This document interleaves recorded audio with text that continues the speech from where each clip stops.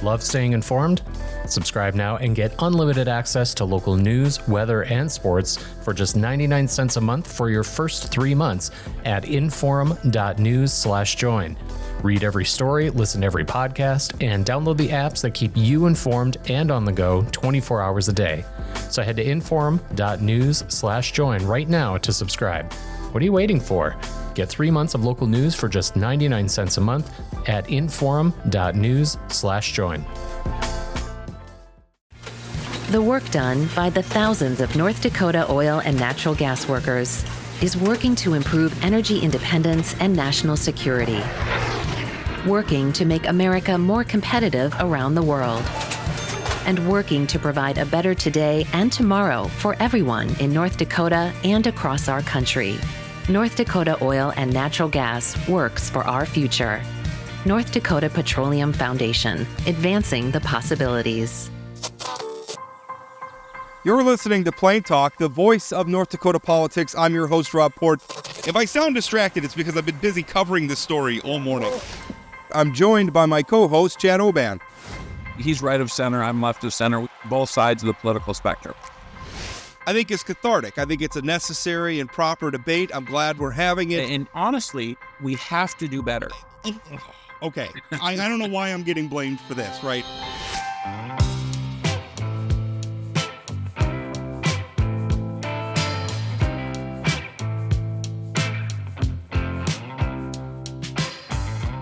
Welcome to Plain Talk, and first of all, Chad Oban actually on vacation for this one. For once, when I'm fun of him for being on vacation, he was actually on vacation. He went. So we have the notorious JBELL sitting in for us, Jessica Bell, and Representative Scott Louser. We're going to talk a little bit about the end of the session where Louser raised the eyebrows of some of his legislative colleagues by announcing another property tax ballot measure as they were passing property tax reform. We're going to be talking about that. Although, Jessica, I got to tell you, yesterday I was doing some fundraising, and I absolutely hate it. I would make the worst politician in the world. I hate asking. This is something I realized. My son's doing. They're doing a fun run at the school, and they're raising money for a new something or the other. I honestly, at this point, know what they're raising money for. Yeah, I wonder why you're not great at fundraising, Rob. Don't even know what it's for. Well, okay. Rob, I'll tell you what they're doing. They're raising $20,000 for playground equipment at Edison. That's what it is. Yeah.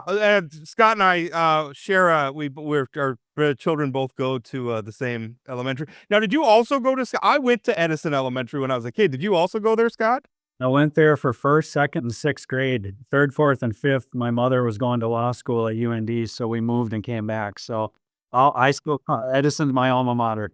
Yeah, mine too. I came in the fourth grade because I was, before that I was at Iditarod Elementary School in Wasilla, Alaska. Anyway, yeah, asking people for money gives me the hives. Like, I absolutely hate it. I feel like it's like, can you give some money? It's not for me. Like, I would caution, it's not for me. I'm not going to go out and buy a new baseball hat or something. This is for this school. Anyway, it's a whole thing. By the way, people listen to this, I put the link up on Facebook if you want to go look at it. And you want to throw some money in for playground equipment at Edison Elementary. I promised my son Cooper, although we are doing good. I think his class, because it's like a fun run and it's like per minute. And I think they're up to like 35 minutes, dollars per minute as a class, and he is like $24, I think, of that. So we're not doing too bad, but Dad hates it. I absolutely hate it. So anyway, that's not what we came to talk about. Scott, thank you so much for coming on, by the way. I'm sure you're tired after that session. I think everybody was tired. That was a rough one. Yeah, well, are you talking the whole session or the last 22 hours? Both. I don't know why we have to pick and choose. It was tedious the whole way. Yeah, the last day I was there for 22 hours. It went from 6:30 in the morning to 4:30 in the morning Saturday when I was walking out of the Capitol. I realized I didn't even eat that day. It ran together. It was tiring. But memorable, I guess, if that's what you want to call it. Let's talk about, so the big news was the property tax reform. So ultimately, after a lot of fighting, and I sometimes kind of wonder, we kind of went 360 and ended up with a bill that was almost right back where it started in terms of House Bill 1176, which was Governor Kelly Armstrong's preferred legislation, was Representative Mike Nathy's bill, $1,600 credit, 3% cap on local spending, and no skin in the game, which was kind of it had been a red line that Senator Hogue and some others in the Senate had drawn. They ended up caving on that, and that's what we got. But the interesting thing is, you voted for House Bill 1176. In fact, you gave a floor speech urging your colleagues to vote for it, but then also announced a ballot measure for a new property tax measure, and that struck. I know right after you spoke, Representative Craig Hedlund, chair of the House Finance and Tax Committee, stood up and expressed some frustration. And so, first of all, my question is, the ballot measure that you're proposing, is that to replace what the legislature just passed, or is it in addition to it? And why announce it like that? Those are my two questions for you. Well, the first answer is no, it would not replace. I think I've been saying all along the two concepts could work together. Financially, $1,600 for the primary residence tax credit and a 60 mil buyout would have been too much. We wouldn't have been able to afford that. So, as you know, the primary tax credit was a third of what it is now coming into session. And so my belief had been all along the biggest problem with the caps was the caps on the schools. We're mandating 60 mils and we're mandating a cap. So when your valuation goes up by more than the cap, it automatically drives the mills down. And I think if you listen to the speech closely on the floor on 76, we can't know how much money that we have to have for gap funding. Well, we were guessing $30 million. It's going to be more than that. So, and that wasn't even in the bill. That was just for school districts that experience that need for gap funding have to apply to DPI for money that was turned back this previous session. The 60 mil buyout is cleaner. It works. It's been proven to work when we've done it with counties. So the buyout would be permanent if it were in the Constitution. If it were statutory, we couldn't change it for 7 years. And it would apply to all properties, commercial, residential, ag, everything. That, in my opinion, would leave us with the ability next session to revisit the primary residence credit and maybe at a different amount, a lower amount, but you're still getting the relief on the 60 mils if it were to pass. I get the frustration. It was late. It was the last day. Chairman Hedlund and I talked twice after that. In the moment, he was frustrated, and I get it. You can sense that's going to happen. But afterwards, he said, no. He said, we're good. We're good. We always have been. Craig was very supportive of the concept all session of mills, and he started to realize, I think, the further we got into session, the more problems the mill buyout solved. But we were headed to the primary residence tax credit. My frustration is that we sent the bills out of the House and the Senate hoghouse 1168 to mirror what 76 was. 1168, by the way, for people understanding, that was your bill for this mill buy down that you now want to put on the ballot. Right. And so, I didn't understand the strategy. It took away the options for us. Remember, Rob, we did a podcast back in March, I think, and you said, hey, are you okay with the Senate having control? And I'm like, yeah, I guess, because what could happen? Well, I feel like I had a point. I'm giving you credit for it. You saw the potential for what could happen, and I encouraged a yes vote, and I voted yes because we really only had one property tax bill to vote on. So why would I vote no in the next 2 years for property tax relief in an effort to potentially have a different package 2 years from now? I wanted everybody to vote for property tax relief. I just think there's a better way to do it, and they can work together. So I guess, we'll see where things head over the next couple months.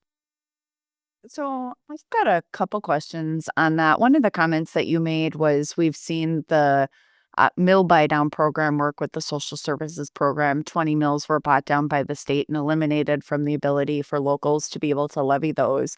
But that didn't actually result in property tax, you know, being reduced to the homeowners. So I guess I would push back a little bit and say, does that kind of a program actually work to show relief to landowners and homeowners? Yeah, I think that it worked in that case. Now, what you're referring to, I'm going to still call you Senator, if that's okay.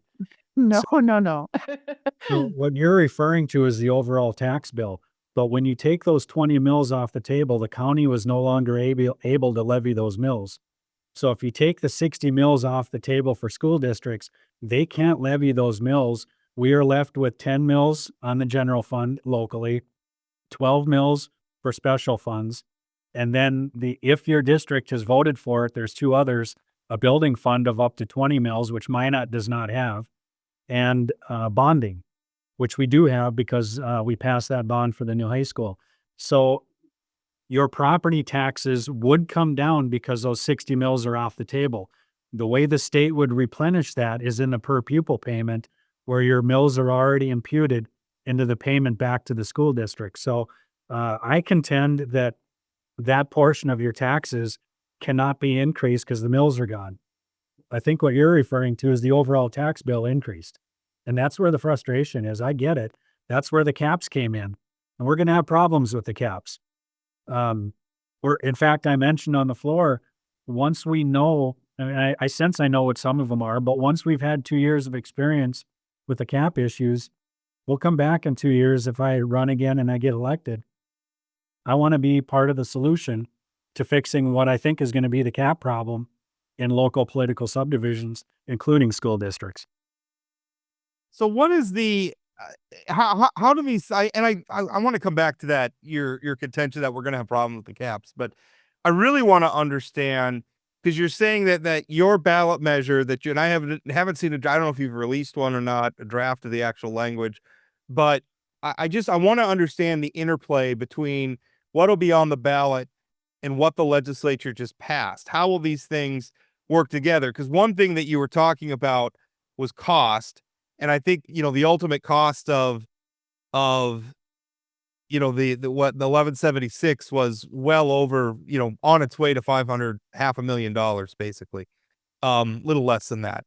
I think 470 something was that the final price? I'm forgetting. Half a billion. A billion, yeah.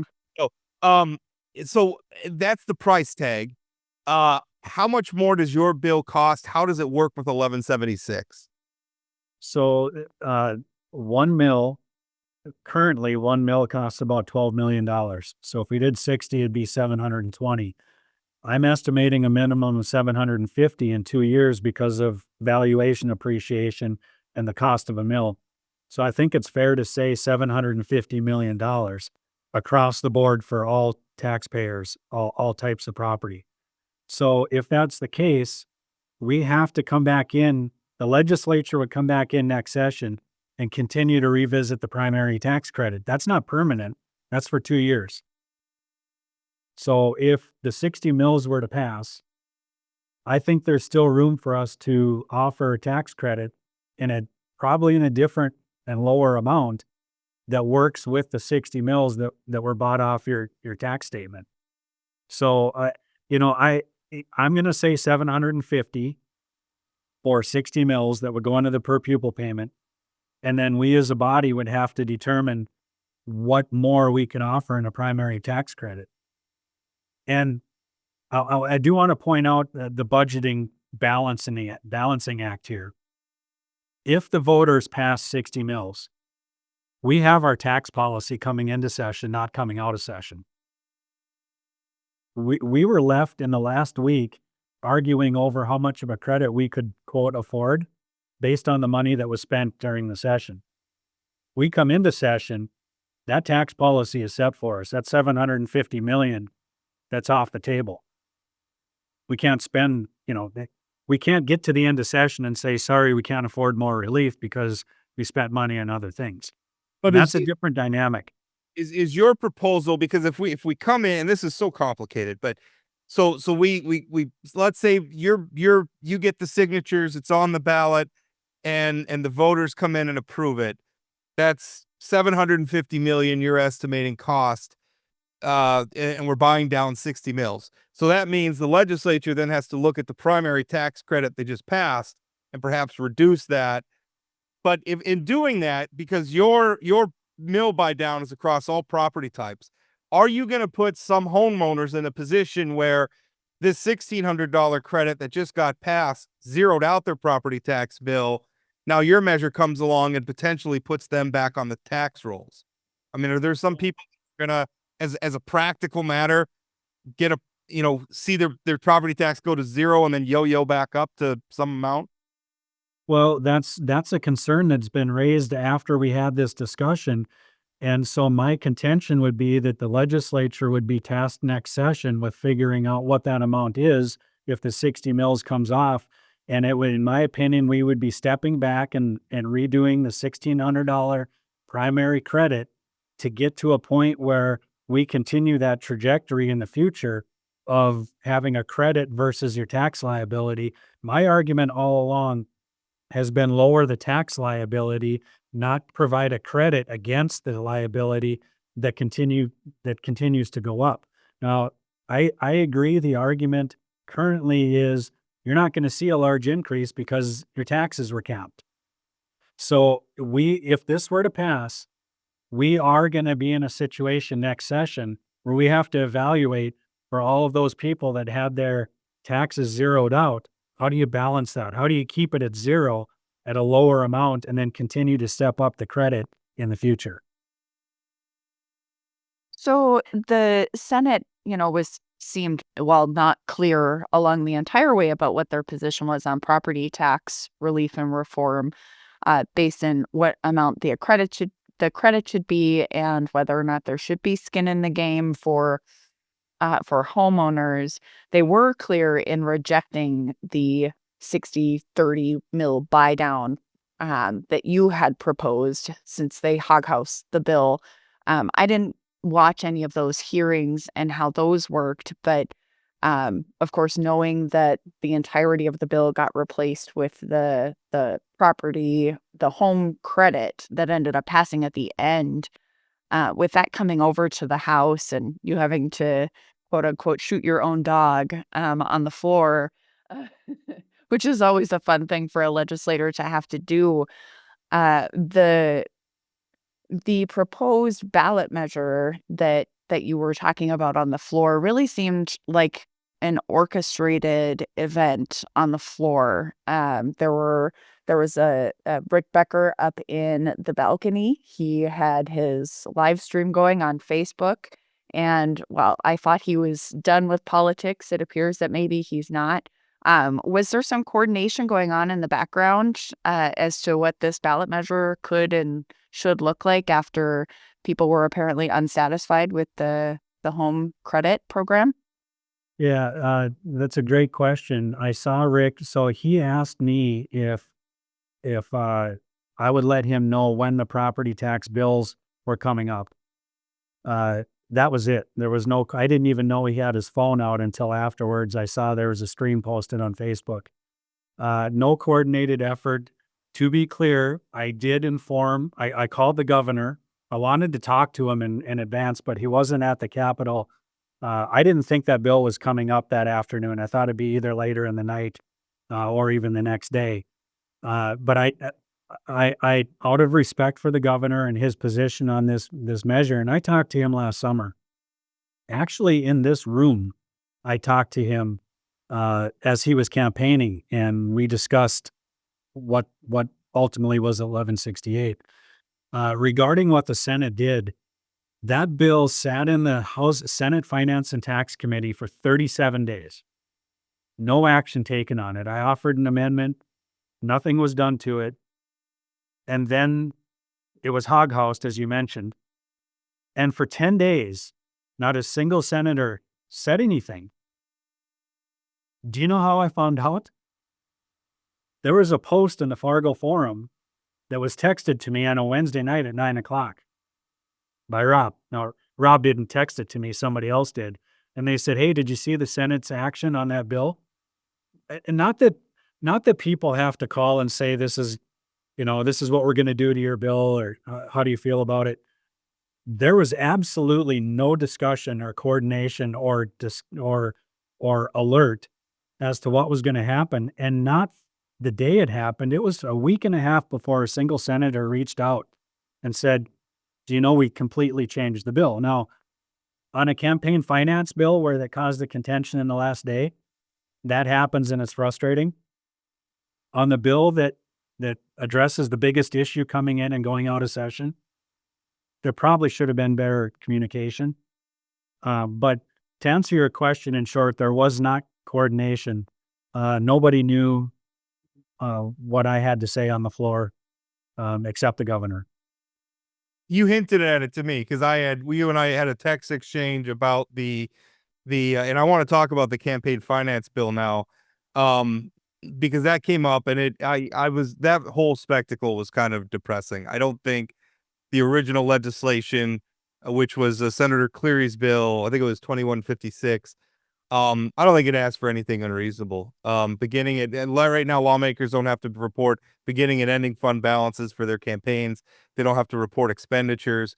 We require some of those things from other like political action committees and statewide candidates. I don't know why we can't require. We're asking, and by the way, 3 reports a year is all they have to file. I don't understand why that's unreasonable, but it became unreasonable, and sort of I'm going to call it a pretext, was them being upset because the House killed the Senate's bill, or the House, basically the Senate, ended up killing. Boy, it was really convoluted. The House hog-housed basically the bill, or gutted its protection, so it went back, and it actually would have moved transparency backwards the way that it emerged from the House. So the Senate killed that bill. Hog-house Representative Dan Ruby's bill, and when Representative Ruby was up on the floor, he was visibly angry, and in fact referred to himself as mad that they had done that to his bill. And honestly, I hear you guys, and I understand you guys are all down there in the greenhouse, and you're all obligated to work through this process, and I understand process arguments are what they are when you're there. I got to tell you, the public doesn't care about the process that much. What they really do care is the outcome. And the outcome, what the legislature is telling the public, it seems to be, is that we don't want you to know how we spend our campaign funds. And I think that stinks. And by the way, some of the lawmakers insinuated that I'm the only person in the state, or I guess me and Secretary of State Michael Howe are the only people in the state who care about this. And I guarantee you that is not the case. Yeah, that was a frustrating scenario that played out in the final day. And it's confusing, as you say, you're following it closely, and it was hard to follow. Yeah. So we end up having a conference committee of 3 senators and 3 House members to resolve the campaign finance bill. But when we go back to the very beginning of session, the House campaign finance bill was assigned to the Finance and Tax Committee, not to the Government and Veterans Affairs Committee, which is where those bills always go. And then when there was a difference between the House and the Senate, the conferees were appointed from the Finance and Tax Committee, not the committee that changed the bill to be, that House version. And so we rejected the conference committee report, reappointed committee members. It took off the finance and tax people and put on the GVA people, and then went into conference again with potentially 3 outcomes. One of them was going to be no change. One of them was going to be that the changes were made and the House got, quote, what we wanted, which was less, ultimately it looks like less transparency. Or the Senate would agree with the House changes and then vote no on the bill. And that's what happened at 4 a.m. The last bill that we had was just vote no. And it was almost all about process and not about the product. And you're right. I don't care about the process in DC. I don't care about the process in city council. I have to care about the process in the legislature because I'm participating in it. But in the end, it's the product that we leave for the public to see. And the product that we have now is nothing. Nothing changed. But we spent a little over $1 million on a new system to make this reporting easier for us as legislators, easier for the public to read. It is a much better system, and now we don't have the infrastructure going in for reporting. It's very frustrating. Yeah, well, one of the things that you hear frequently in the Capitol is that once a legislator introduces their bill to a committee, it is then the committee's bill. And it sounds like this is a really great example, as well as the property tax discussion about how the committees take the bills and certainly run with them. That's really, and it's up to the committee, it's up to the leadership in both chambers and both caucuses how you're gonna proceed with an issue. These two just happen to be on the same day when we're talking about a hog house bill. And I told the floor, I'm not mad at what happened to my bill. I'm frustrated that we didn't have an option to vote on which direction do we want to go. Do we want to do the credit or do we want to do mills? The House told the Senate, here, it's in your hands now. The Senate came back and said, we've picked one and you don't get the other options. Do you, I want to circle back to the property tax thing. You had said we're going to have problems with the caps. And I said all along, it doesn't matter what the legislature does in terms of relief. If we don't cap spending, it's for nothing, because the voters have not engaged. The voters are not, I would argue, and we don't blame the voters enough. They've not engaged on this stuff. They show up at local council meetings when there's some, culture war, book ban or something on it. They don't show up for budget meetings, and that sucks. But they complain about their property tax bills, and that's a problem. But that's going to be what it is. They're demanding a fix from the legislature. The only tool the legislature has really to get local spending under control. I guess there's two tools. We could completely take it over in Bismarck, which I don't think anybody wants to do, or we could cap it, which is what we've done. But you're saying we're going to have problems with the caps. What are those problems, you think?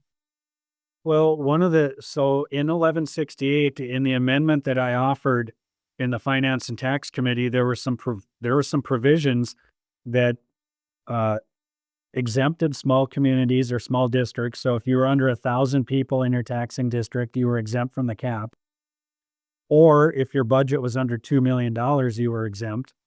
And when you put a cap on something that's small, the potential increase on the property tax bill on the person that's paying the bill, we're talking a couple dollars. So to me, that's an issue at the township level, or the very small, you got ambulance districts, fire districts, some of those very small taxing authorities. The 3% cap is a couple dollars. So I think they should be exempted. We had some provisions to allow the voters to carry forward or to allow themselves to vote on additional taxing authority. My bill had it up to 6 years. There was some carry forward provision of up to 2 years if you had unused cap space. We've talked baseball numbers before. But I think primarily the problem in the caps is going to be in the schools, because we mandate those mills. We don't tell the county you must levy 50 mills for a purpose. We tell the counties, go ahead and levy. Now we're capping your budget. And I agree with that, but I don't agree where we're putting the school districts in a situation where two of the three variables in the equation are fixed. We fixed the cap and we fixed the mill levy. So the only other variable is the valuation, and we don't control that. The market does. So I'm going to pick on West Fargo, not pick on them. I'm going to use them as the best example. If the West Fargo valuations go up 8 to 10% in a year over the next 2 years, they're capped at 3% on their spending. And we've mandated the mills, so they have to reduce the mills, but the state has to come and backfill. And that's called transition minimums, and that's what we just got done getting out of in over 7 years. Our legislative body has been backfilling when we had rapid growing valuations in the West. We still mandated those 60 mills. Now everybody is leveled off and we're all up to the 60 mills, and we just started the process again. And we have no way of knowing how much money that's going to cost.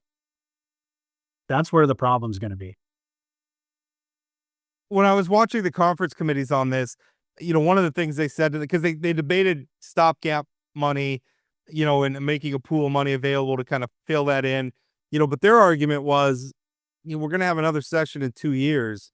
We can iterate, we can address some of this. So, I mean, what are you feeling that? Cause I was kind of persuaded about that. Like, I don't know how bad this situation could get in 2 years, especially since we have made some money available for stopgap. Um, I don't know how big of a problem this could be in 2 years that we can't come back and tweak and iterate as needed. I mean, I was convinced by that's a reasonable approach. Well, you didn't hear gap fund. I didn't hear gap funding discussed at all until the final 10 days. Right. So we went over 60 days and nobody really wanted to address when you cap schools, this is going to happen.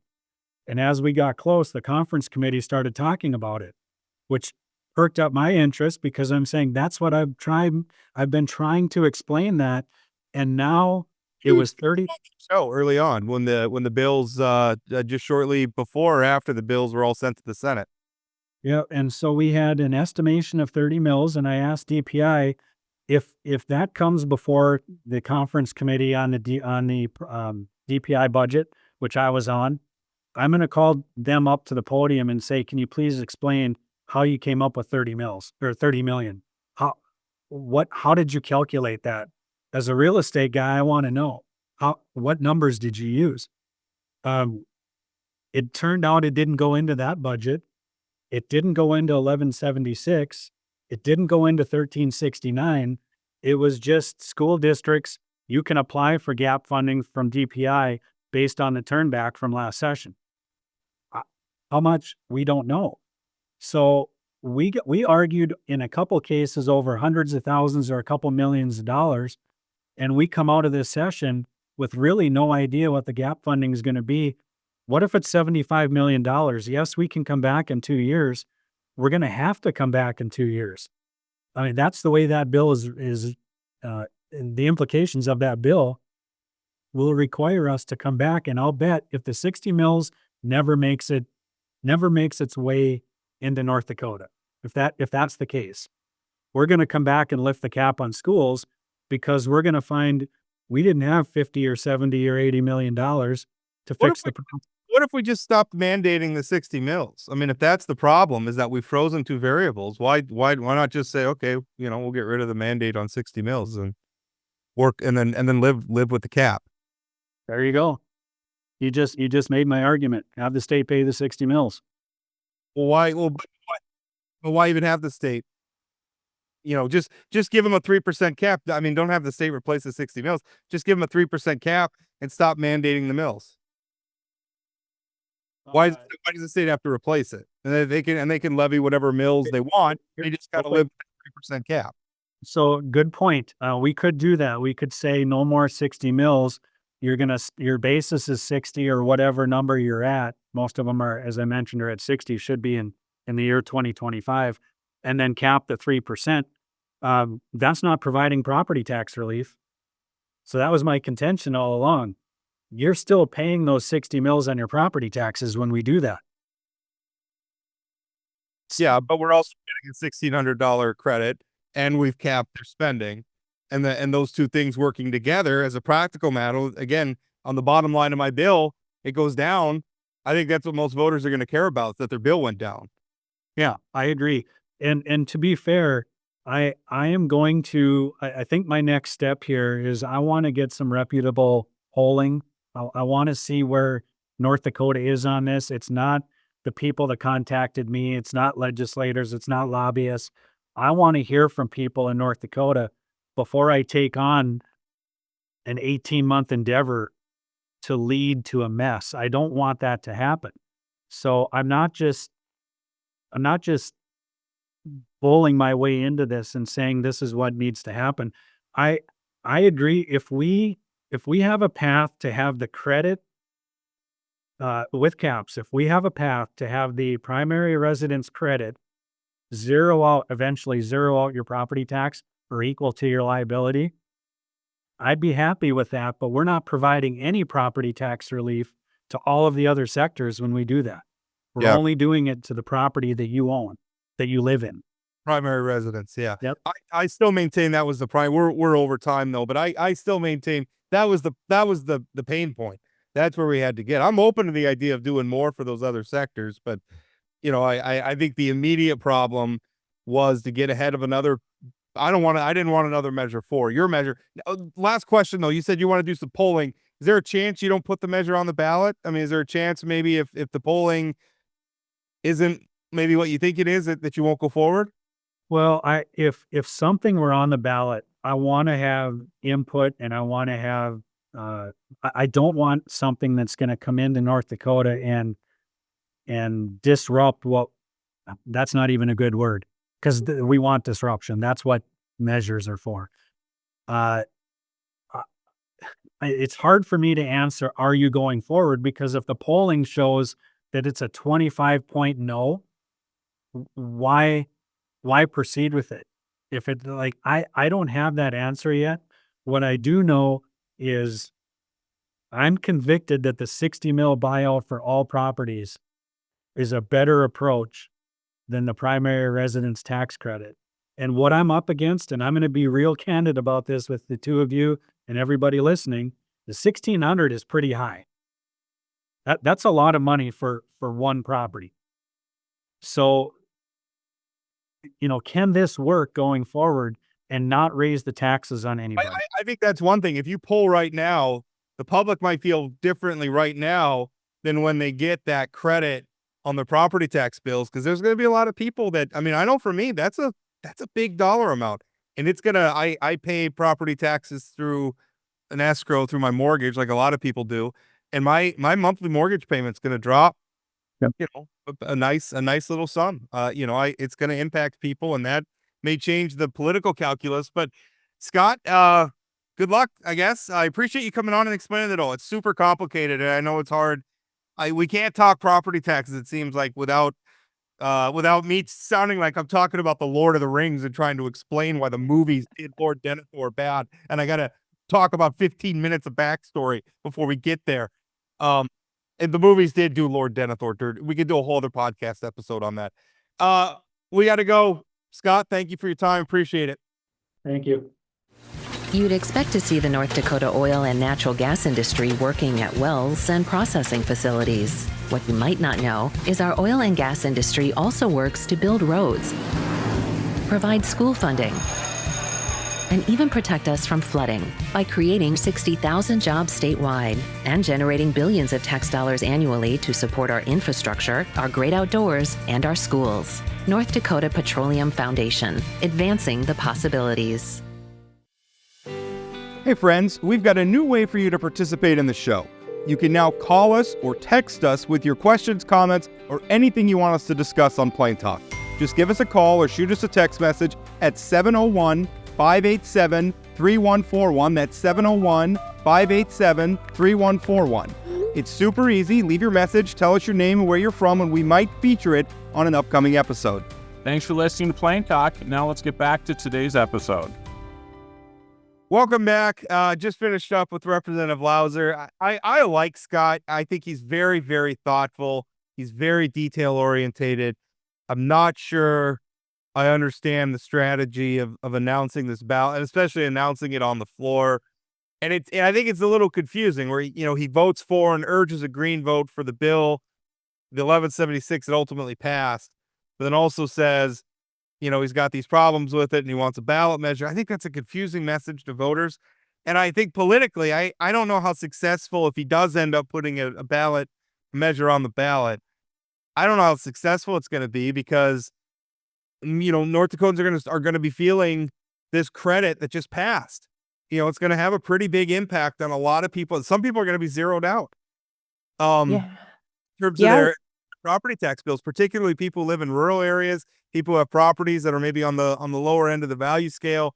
But even people with bigger property tax bills, they're going to see a pretty significant chunk of it go away. That's really all voters, I don't want to say it's all they cared about, but that really was the primary pain point. And so I just think some of the wind is going to come out of the sails for property tax reform, especially, this is very complicated, what he's proposing. I think it's hard to explain to voters. And I don't think the governor's going to be against it. I haven't talked to him. I don't want to speak for him, but my sense is the governor's satisfied with the plan that passed. I don't think he's got a lot of appetite for this. I think it's going to be an uphill battle for Representative Louser on this ballot measure. Yeah, I think so too. And Scott's point about, waited until the last day, which I was not a fan of. I wanted them to pass property tax relief early. I think that's what voters wanted. That's what the It- governor asked the legislature to and do. It's kind of on the I Senate. The House got the House. I'm still not convinced that sending the Senate three very different property tax bills, the Robin Wise plan, the Scott Louser plan, and the Mike Nathy Kelly Armstrong plan. I don't know. They should have sent one bill to express their position. But the Senate sitting on some of these bills and taking so long to kick them out, I don't know, did the process any good. No, it didn't. And yes, I agree that there were a lot of things on the table that got sent over to the Senate. So I don't think anybody, Representative Wise, Representative Louser, can really have, um, you know, hard feelings about how those votes went on the Senate side. No matter what, to hoghouse those bills or vote on those bills, you have to vote on the content of the bill, whether it's through an amendment process or through the final version of the bill. And I think the Senate, I am not defending the Senate. I wish they would have kicked everything out much sooner, but the Senate did speak pretty clearly about what plan they wanted. They were pretty firm on some tweaks that they wanted to 1176, but at the end of the day, they wanted that primary residence tax credit. And, you know, whether this was a strategy all along or not, I'm not really sure because I had a hard time reading that room, but we got the most out of that tax credit than we had heard up to the end. And so, we started in one spot, we moved up, we moved back down, and then we finally ended up in a spot that I think will be really meaningful to primary residence holders here in North Dakota. And that is who we want our legacy fund dollars going back to, are the people who live here in North Dakota. And so I am a big fan of what they did.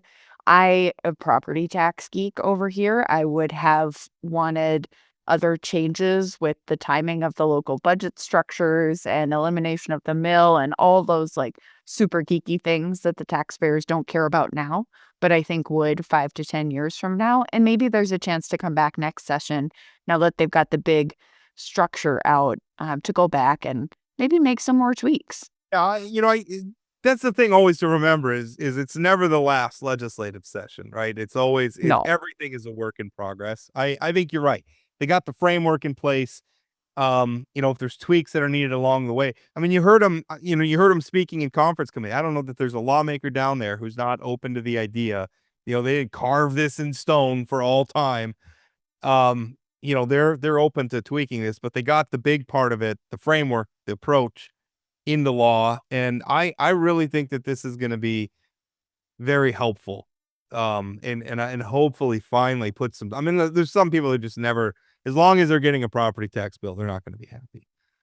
Yeah, there's definitely that part of the population, but I think the legislature and the governor both get to call this a win. $1,600 primary residence tax credit with a cap on local government spending. That's a good thing. That's In what the the people asked for. Out of past sessions when they had said that they had passed property tax relief, I would roll my eyes, metaphorically, even as I'm writing, like, no, you didn't. This is gonna get a problem because all you did was send more money locally with no cap, no control. It's just buy downs.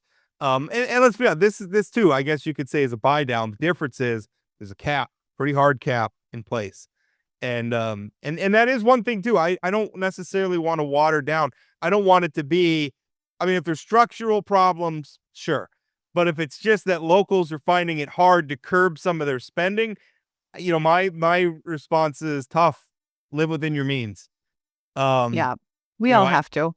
and the legislature's got to stand strong on some of that. I don't want to start chipping away at the cap to where we got this big credit in place, and then in the future the locals are coming in and they're lobbying and they're getting all little exemptions here and there to the point where the cap collapses. That cap's got to stand strong. Well, So it's kind of like a tax policy, right? You want a broad base and a low rate. That's what makes everybody perform the best across the board. So I how did, also hope they don't take those steps, but I'm sure we'll see some of it. how did you see this legislative session overall? I think Governor Armstrong had a very good session. I mean, he got the property tax plan he wanted. The other big issue that he was very visible on was the ban on cell phones in schools, which I think Yeah. is another very visible policy change to voters. There was a little bit of a showdown over sentencing stuff with the Attorney General's office, where there was and the governor wasn't very visible on that one, but I feel like he also won that debate. The truth in sentencing stuff that Attorney General Wrigley got didn't pass. I think overall the governor had a pretty good session. Yeah, I definitely agree with that.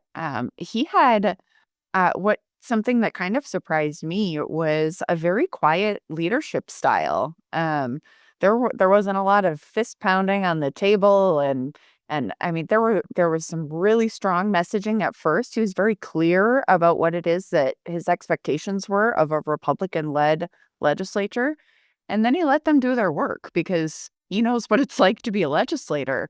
And only weighed in when things got really, really tough, and I admire that kind of leadership.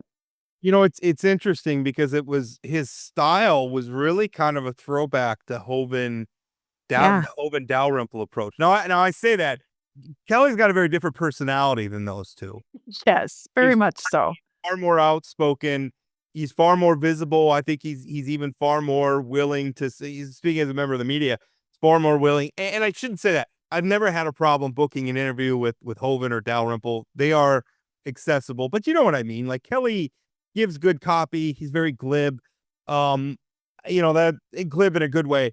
I have to share a story, and he'll probably kill me for this, but I called him on a Sunday afternoon before Easter. I was having a personal issue, and he was like, "Hey, what's up?" And I was like, "Oh, I've got a quick question." And he was like, "Oh, hang on one second here. I'm looking for some Easter eggs."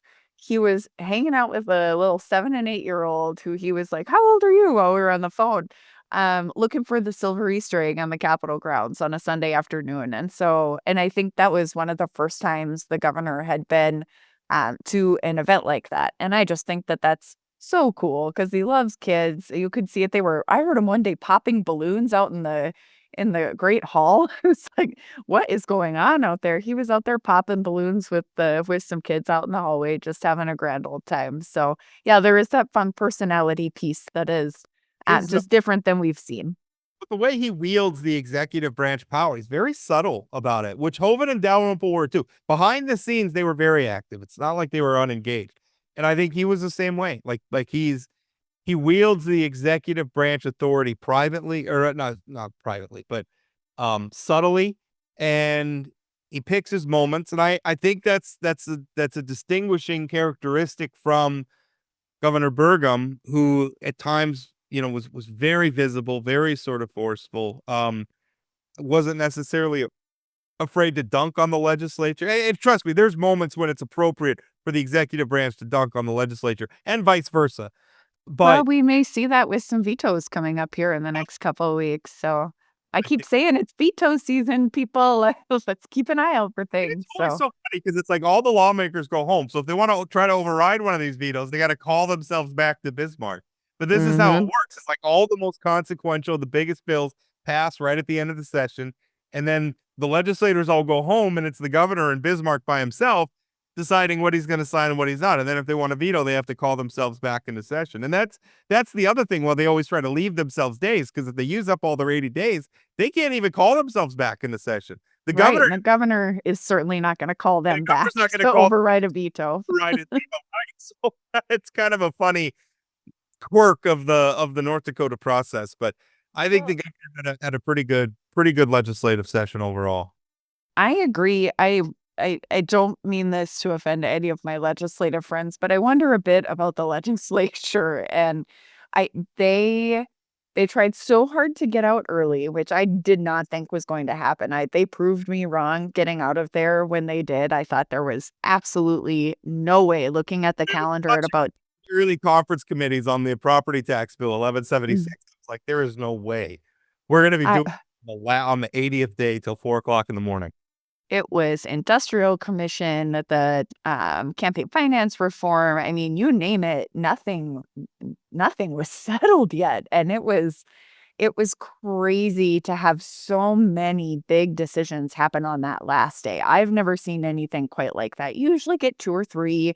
You've got OMB that was hanging around all the time with something crazy slipped in there, but I've never seen anything quite like this before.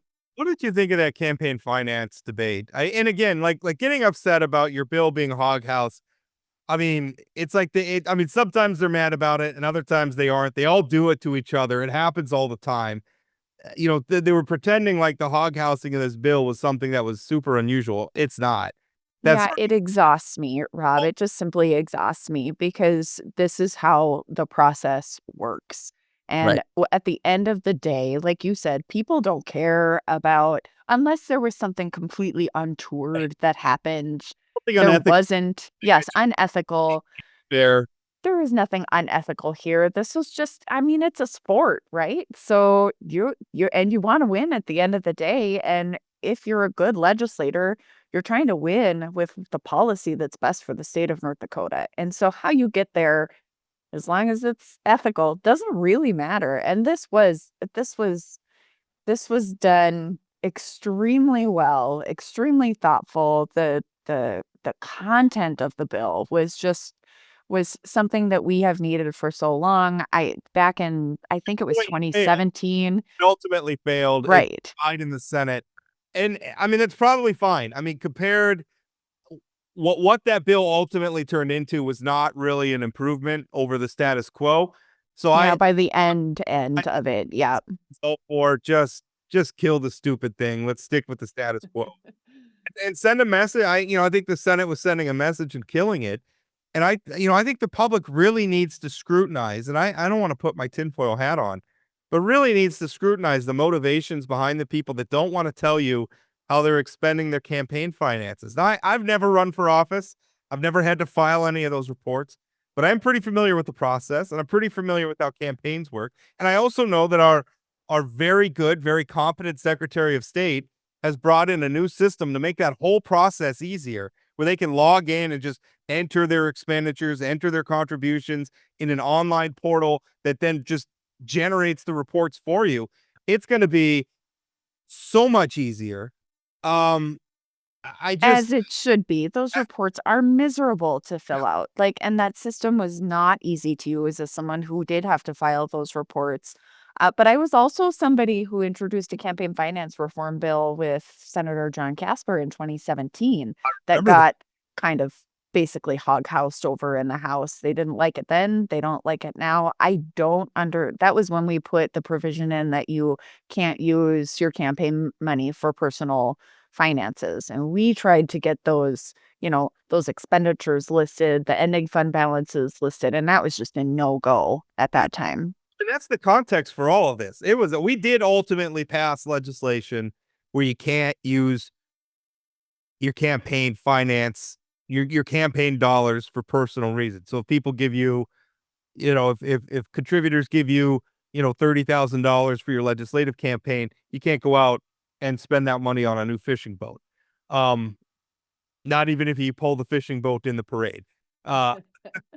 You can't do the stuff like that. But the problem with that, I mean, that's great that we banned it.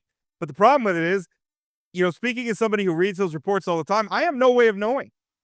And I should also ask, like the policy change that we're asking for wasn't just for members of the news media, people like me. Right. We use the same tools to access that information that the public does. Anybody could go in and access what we have now. It's just that what we have now is not very good, and what we were advocating for was more information available for everybody, the news media, the public, whoever. And I just don't understand the resistance to that. And there is a part of me that just wants to say, what are you hiding? What is in these reports that you are so anxious about people finding out about? And normally I think that's unfair or even conspiratorial. But in this instance, it's like, what are you Well, doing? it begs the question. It has to beg the question. Especially when we require it from other committee, we require it from statewide candidates. There's some more I want to say strenuous or more thorough, let's say, finance reporting for like ballot measure campaigns and political action committees. If we're required, why can't we require it from the legislature? And what it looks like is, they're the ones who write the laws, and they're going to write one set of laws for everybody else and another set for themselves. It looks completely self-serving and ridiculous. And I think that's why they had to go at the process argument so hard, because when you don't have a good policy argument, you argue process.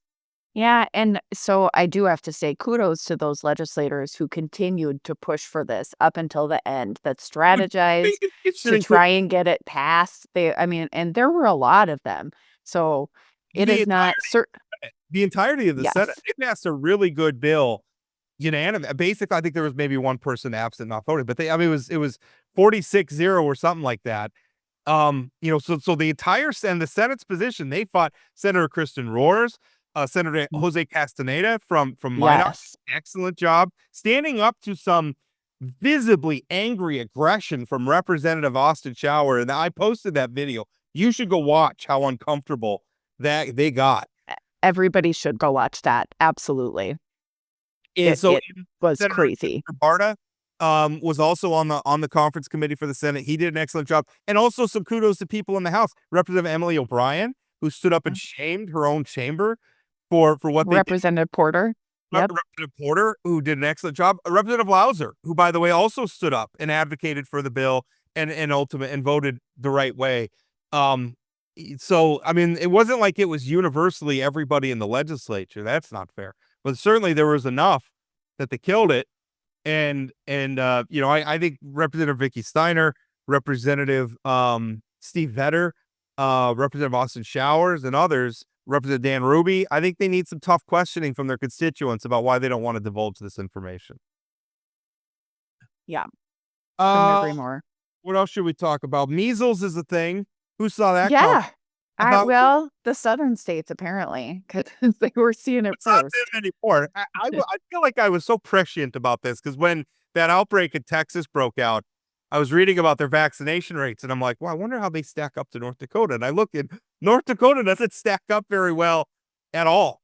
Our statewide vaccination rates for kindergarten level statewide, I think kindergarten is kind of the one, like if parents are going to get their kids vaccinated, they'll get them vaccinated by kindergarten, whether or not a family. Our kindergarten vaccination rates statewide are worse than Texas. We have Interesting. we have counties in North Dakota that are horrendous. I mean, we're talking about, 25, 30, 40% of kindergarten age kids are not. And I'm not talking about COVID vaccines. I'm talking about Right. like polio, measles, mumps, MMR. DTaP, and all those. And the exemption rates have been climbing. Because in North Dakota, they're not really required. Anybody, you just sign a form or something and say, I don't want my kids to get the vaccine, and they don't get it. And now we've got an outbreak in Williams County, which I think as of yesterday was up to 9. It's probably higher. Oh Just my gosh. 9 is what they've detected. And all of the kids who have measles so far unvaccinated.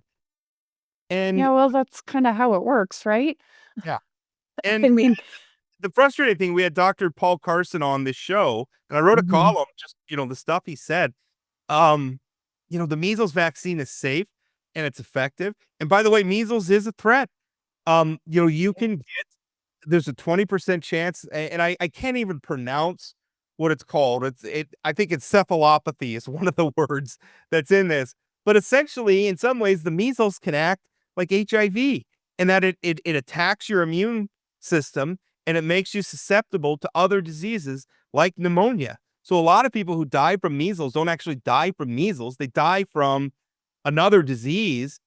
It can have lifelong consequences. It can attack your brain. And it's horrendously contagious. And for the life of me, I don't understand. It's like we developed a medicine that prevents this. And in fact, we know what prevents this because measles wasn't really a thing Americans have had to worry about for a few generations now. well, I mean, you can go into a whole debate about freedom there too, and tie this all back to COVID. The trust in the medical system obviously has been eroded, whether that's Some, rightfully so or not. and if you go back and listen to Dr. Carr, he talks about that. He said, some Hmm. of my colleagues and maybe even we've made some mistakes, and we've really got Yes. to think about that, kind of damage their own trust. And I think that's completely some of the stuff they did during the pandemic where it was like, well, Black Lives Matter protests is okay, but not Sturgis because we like those people and not these people was absurd. And they really Yes. themselves with some of that. Well, and I mean, it all comes down to really, I think I sound like a crazy person. Kind of what that far right crowd says, and that is that you should be able to have parental control over your children. And we as parents have a responsibility to be discerning about which vaccinations we want our kids to have. And I like that there are ways for people to opt out of those. Do I opt out of those for my children? No, we take not all the recommended vaccines. There are a handful that I do my research on as a parent. I talk to my doctor about whether or not this benefits everybody, and we make those decisions. All of those that they should have when they go to school, they've got.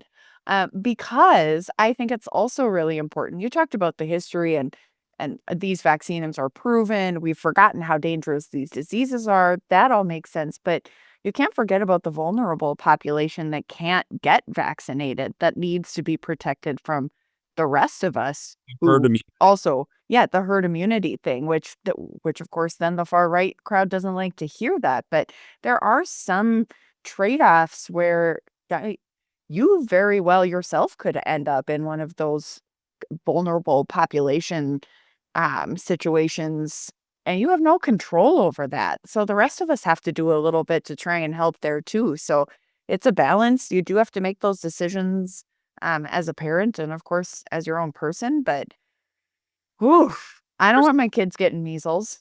The thing that I think bothers me about this debate, because as somebody like I don't really want laws that just force needles into people's arms. I No, want nobody does. a decision. I worry about when a society, or at least a large faction of that society, starts making this bad decisions that are just it doesn't, at that point, it's not going to matter what the law is. I mean, if No, a we large, can't protect people from themselves all the time. I right, mean, if a large faction of the public has decided that they're going to get their public health information from rando Facebook users as opposed to their doctors, we got a problem that a law can't fix. No law is going to fix that problem. And it makes me think of this sort of libertarian thought exercise, right? Because I've always been a little bit libertarianish in my views. And so it's like if we got rid of the laws against like homicide and rape tomorrow, who would you kill? Who would you rape? And the answer for me is nobody, because I don't want to kill anybody. I'm not a murderer, I'm not a rapist. I don't want to do those things. Eh, people don't necessarily, we have sort of a weird notion about the interplay between our lives and the law. And we assume that the law is going to direct how people behave when really the law is a reflection of what a society values. Right. I think in a lot of ways, the law is downstream from how people feel. And so on vaccines, it's not really a policy debate. It's like a values debate. It's like a cultural debate. yeah, And exactly. I don't And we've understand seen a why. cultural shift. I, That is, yeah, and in some ways it's unhealthy. Like I don't understand why you're not listening to your doctor on vaccines. I'm not sure why you're looking at the fact that your parents and your grandparents and your great grandparents got these vaccines and they were fine and it worked and it protected us. And now we're moving into an era where we have to worry about measles and polio again, like we're some third world country. This is the United States of America. We had beaten these things and now we're letting them back in the door. And again, I don't think even if the legislature wanted to, which they would not, no.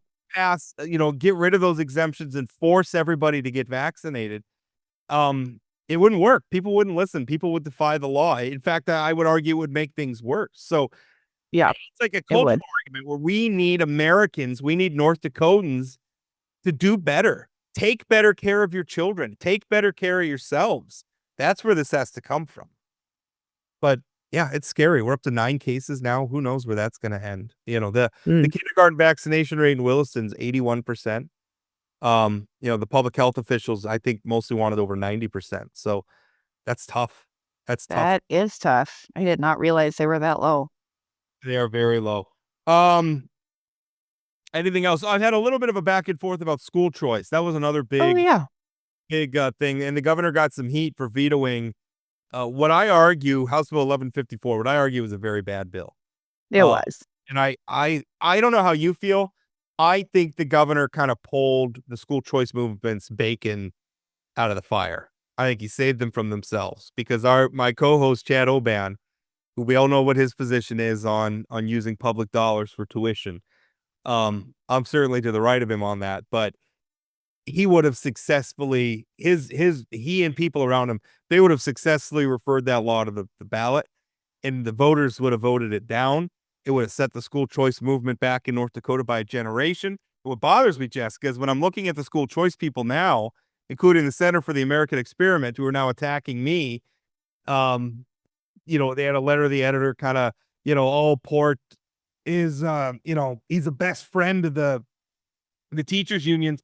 That bill that they supported would have allowed the teachers union to essentially set the school choice movement back by a generation. I mean, they got so lucky that the governor vetoed that. That was a terrible bill. It was, and it got vetoed at the same time as the library book ban bill. I was happy with both of those vetoes, and the thing I think that fascinated me most about that veto was I think it was KFYR TV had posted about the veto. And I think they had posted about both of them. And I went and read the comments. I know you're not supposed to read the comments section, but I do it anyway. And I hundreds and hundreds of comments. And I bet I found 2 negative comments. Thank you, Governor. Thank you, Governor. Thank you, Governor. And they weren't all the same. Uh, but it is pretty rare on social media to see something like that, where there is just an overwhelming positive comment about a politician on a bill that's been vetoed. That's just not normal. And so I agree. I think the veto reflects where North Dakota is at on this issue. And I also agree on education savings accounts. I think that's a great idea. I was surprised to see how few people voted for it in the House, but I think a lot of ground has been gained on the issue. It has been worked on. It was worked on every legislative session that I participated in. It's not going away, and the conversation has certainly progressed. I think that to get it across the finish line, I think the private schools are going to have to accept that what passes, first of all, they're going to get far less from it maybe than they want. And it's got to do more for people who stay in public school. Now in the letter that's the Center for the American Experiment folks thinks it's greedy if because we're already giving all this money to K through 12 schools. But for a lot of people, a lot of voters in North Dakota, a public school's only ever going to be the option. Well, I guess they could homeschool too. But Yeah. a public school is only going to be the other option. I mean, they were saying, well, when Florida, subsidized private school education, more private schools got built. But population density in Florida is 435 people per square mile. In North Dakota, it's 11. 11. Yeah, that would make it pretty difficult. I don't care how much we subsidize private school tuition. We're not building a private school in Crosby or Tioga or Beulah. Beulah, frankly, because there's just not enough people. Those are all lovely communities. Don't get me wrong. There's just not enough market there to sustain one, even with subsidies. Also, people love public schools in North Dakota, and that's just something we do a pretty good job with them. Education is something that North Dakotans value, and it's reflected in us, not just culturally, when you go to some of those Class B tournaments and you see everybody with the school pride and everything, but also I love fiscally, it. when you look, we punch way above our weight in funding higher ed, funding K through 12. And I'm not saying that just spending lots of money is in and of itself good policy. I'm just saying, as a No. reflection of where we prioritize these things, we prioritize them highly. So to come in and say, "Oh, you're greedy. You like you got to dole out all this money for private schools." There's a lot of voters who are going to say, "I'm not going to subsidize private school education for a lot of rich people," and fairly or not, it's how they're going to perceive it. A lot of rich people, so they could send their kids. Rich people who live in cities can send their kids to private schools. They're just not going to go along with it. So it's going to have to be something. And I think Governor Armstrong in the interim is going to be working, helping people put together a bill. But if you want a broader swath of the public on board with this, get on it. I also like that they're hanging their hat. Well, the legislature passed it, both chambers. It was Governor Armstrong who vetoed it. And I would point to the horrendous track record the legislature has putting things on the legislature does not win often on the ballot. If that bill had been referred, they were going to get a wake-up call from the voters who did not want that. Yeah, absolutely. And I think school choice is just a really tough issue for Republicans to vote on, especially if they can see that a program doesn't work and they live in an urban area. If the policy doesn't work and they live in an urban area, boy, that's tough. It's tough for them to vote no. That's a really, really tough vote. And so I think the governor did the right thing. I think there maybe were more legislators who wanted to vote no that felt like they couldn't. So I know our legislator Anna Novak, Representative Anna Novak, voted no and was an outspoken advocate against all of the school choice options because District 33 just doesn't have does not have the opportunity. Yeah, her very eloquent, very factual portrayal of this issue informed a lot of my position on this. Because I live in a city, I live in Minot, and we have two, I think two private. We have a Lutheran and a Catholic private school operating in Minot. And my daughter actually went to the Lutheran school for a little while. We decided, it wasn't worth what we were paying. And I don't want to diminish our Redeemers, great school, but just wasn't the right fit for us. But we ultimately it's just, I think the school choice people, I think just a lot of them are coming from out of state. And I don't think a lot of them really understand the political dynamics in North Dakota. And they think if they get the legislature to go along with it, then the people will go along with it, and they're wrong. There's some dynamics at play that they really need to inform themselves on. All right, I think that's it. We'll put a pin in it there. Next time you listen to the show, it's going to be kind of a special. It won't be releasing at the normal time. I will tell you that. So well, it's a good thing you gave me a heads up on that because I wait with bated breath, and I'm not kidding. I pick up my phone on Wednesdays and Fridays. I'm like, why is the show not posted yet? so if it's a little bit off schedule on Friday, it's because we're doing something kind of special. It's going to be a lot of fun, and I'll let you in on the reason why we're not telling you what it is. But it's kind of the Friday show is going to be a lot of fun. It's going to be really cool, but it may not come out at the regular time. All right, that's it. Remember, you follow us on all the social media things, Plain Talk ND. If you're on Twitter, if you're on Facebook, if you're you shouldn't be on these things. You shouldn't spend your time there. It's not the real world. Nobody cares about them, but you're on them anyway. So if you're there, you may as well follow us. Plain Talk ND is our handle on all of them. Thank you so much for listening as always, and we'll talk again. That's it for today on Plain Talk, the voice of North Dakota politics. Plain Talk is a production of Forum Communications Company. Got a question, comment, or suggestion? Leave us a voicemail or send us a text message at 701-587-3141. That's 701-587-3141. If you haven't subscribed to Plain Talk yet, you can find us on YouTube or your favorite podcast platform like Spotify or Apple Podcasts. For those of you who are already hooked, give us a rating or review. And don't forget to share or tell a friend. Special thanks to my co-host Chad Oban, and from myself and everyone at Plain Talk, thanks for listening.